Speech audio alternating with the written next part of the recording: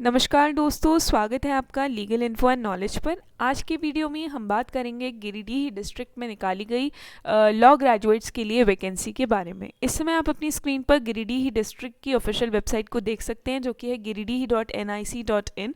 आपको यहाँ जाना है और उसके बाद में आपको ये नोटिस का ऑप्शन मिलेगा। आपको इस पर क्लिक करना है तो यहाँ पर आपको रिक्रूटमेंट का ऑप्शन मिल जाएगा। आपको इस पर क्लिक करना है तो आपके सामने कुछ रिक्रूटमेंट एडवर्टीजमेंट्स ओपन होके आ जाएंगे।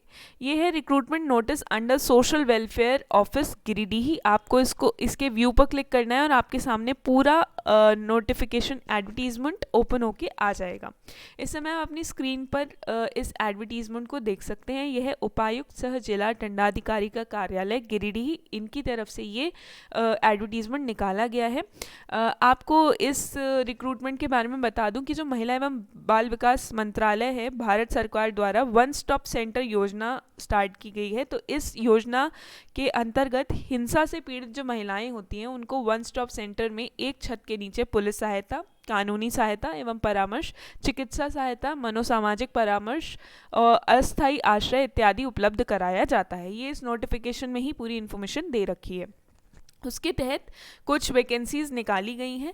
आप अपनी स्क्रीन पर इन्हें देख सकते हैं। तो लॉ ग्रेजुएट्स के लिए जो वैकेंसी हैं वो दो पोजीशंस पे निकाली गई हैं। पहला है केंद्र प्रशासक और दूसरा है केस वर्कर। आपको ये बता दूं कि ये दोनों ही वैकेंसी केवल महिलाओं के लिए हैं। केंद्र प्रशासक जो केवल महिलाओं के लिए यहाँ पे दे रखा है, उसमें जो नंबर ऑफ पोस्ट है वो है 1 और ये अनरिजर्व की एक सीट है। और इसमें जो मासिक परिलब्धि बता दी गई है वो है 30,000 रुपीज़। और यहाँ पर एसेंशियल क्वालिफिकेशन देख लेते हैं। एजुकेशन की बात करें तो आपके पास किसी रिकग्नाइज यूनिवर्सिटी से, अगर आपने लॉ ग्रेजुएट हैं, आपने 3 LLB किया है या फिर 5 year इंटीग्रेटेड कोर्स किया है तो आप अप्लाई कर सकते हैं। यानी कि लॉ ग्रेजुएट आप अगर हैं तो अप्लाई कर सकते हैं।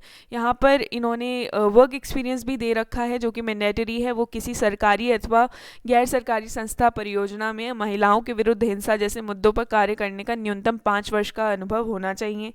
वांछित कार्य अनुभव की बात करें तो किसी सरकारी अथवा गैर सरकारी संस्था परियोजना में परामर्श दाता के रूप में कार्य करने का न्यूनतम 1 वर्ष का कार्य अनुभव हो। दूसरी जो पोस्ट है वो है केस वर्कर की। इसमें 2 पद हैं, ये भी केवल महिलाओं के लिए है। इसमें अनारक्षित की 1 और अत्यंत पिछड़ा वर्ग की 1 है। मासिक परिलब्धि की बात करें तो 20,000 रुपये है। एजुकेशन क्वालिफिकेशन में अगेन अगर आप लॉ ग्रेजुएट हैं तो आप अप्लाई कर सकते हैं। और जो एसेंशियल वर्क एक्सपीरियंस मांगा गया है वो है किसी सरकारी अथवा गैर सरकारी संस्था परियोजना में महिलाओं के विरुद्ध हिंसा जैसे मुद्दों पर कार्य करने का न्यूनतम 3 वर्ष का अनुभव होना चाहिए। तो वैसे तो और भी वैकेंसीज़ हैं, पर लॉ ग्रेजुएट्स के लिए यही 2 पोजीशंस हैं। इसके बाद में जब हम इस नोटिफिकेशन में और आगे बढ़ते हैं तो कुछ और चीज़ें इंपॉर्टेंट बता रखी हैं। आप वीडियो को पॉज करके इन सब चीज़ों को अच्छे से एक बार पढ़ लीजिए। यहाँ ये भी बोल दिया गया है कि आवेदन हेतु निर्देश में कि आवेदन विहित प्रपत्र में ऑनलाइन वेबसाइट www.recruitment.jharkhand.gov.in पर समर्पित करेंगे।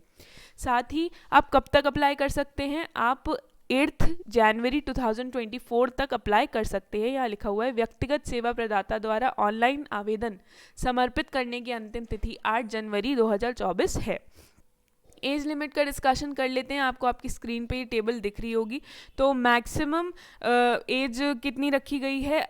अनरिजर्व के लिए 35 ईयर्स, पिछड़ा वर्ग अत्यंत पिछड़ा वर्ग के लिए 37, महिला अनारक्षित पिछड़ा वर्ग अत्यंत पिछड़ा वर्ग 38 वर्ष, अनुसूचित जाति अनुसूचित जनजाति पुरुष एवं महिला 40 वर्ष और EWS के लिए 35 वर्ष। और दिव्यांगजनों के लिए भी आपको सामने टेबल दिख रही है।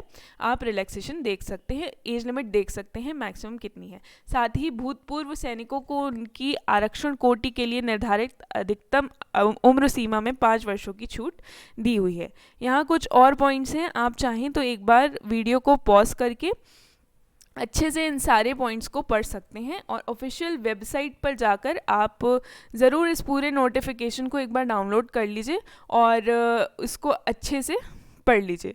पूरे नोटिफिकेशन को जब आप डाउनलोड करेंगे तो आपको ये पूरा एडवर्टीजमेंट अच्छे से मिल जाएगा। इसी एडवर्टीजमेंट में ये सारी चीज़ें हैं, जैसे कि application form for providing services at सखी वन स्टॉप सेंटर, ये भी इसी एडवर्टीजमेंट में दे रखा है। और मैंने आपको बता ही दिया कि आपको अप्लाई ऑनलाइन करना है, आप वेबसाइट पर जाकर अप्लाई कर सकते हैं। तो अगर आप एलिजिबिलिटी क्राइटेरिया को फुलफ़िल करते हैं और आप इंटरेस्टेड हैं अप्लाई करने के लिए तो आप ज़रूर अप्लाई करें। Thank you very much for watching.